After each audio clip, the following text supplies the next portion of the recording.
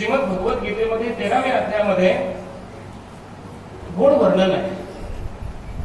इंद्रियार्थेषु वैराग्यम् अहंकार एवच जन्म मृत्यू जरा व्याधी दुःख दोषानुदर्शनम. या जीवाच्या मागे जन्माचं दुःख लागलेलं आहे. जन्म दुःख आहे ना. जन्म जरा, जरा म्हणजे वृद्धापकाळ, म्हातारपणाचं दुःख आहे. व्याधी, अनेक प्रकारचे रोग जडलेत आपल्याला, प्राप्त झाले.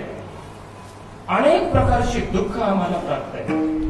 बरं, आमच्या इच्छा अनेक आहेत, त्या सर्व इच्छा पूर्ण होत नाहीत, म्हणून आम्हाला दुःख आहे. अनेक प्रकारची दुःख आम्हाला प्राप्त आहेत. ही दुःख संपवण्याकरिता आम्हाला शरण जावं लागेल. कुणाला तरी जे सुखी आहेत त्यांना शरण जावं लागेल. ज्यांच्याकडे आनंद आहे त्यांना शरण जावं लागेल. त्यांना भीक मागावी लागेल की आम्ही दुःखी आहे, आम्हाला सुख द्या.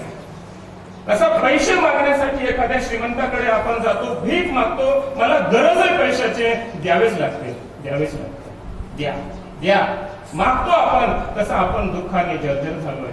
मग ज्यांच्याकडे दुःख नाही, ज्यांच्याकडे सुखच सुख आहे, अशा लोकांना शरण जावं लागेल आणि प्रार्थना करावी लागेल, भीक मागावी लागेल की आमच्याकडे दुःख आहे महाराज, दुःख आहे आमच्याकडे, ते आमचं दुःख संपवा आणि तुमच्याकडे असलेलं सुख आम्हाला प्राप्त करून द्या. मग ऐका, हे दुःख आपण घेऊन देवाकडे जातो, संतांकडे जातो.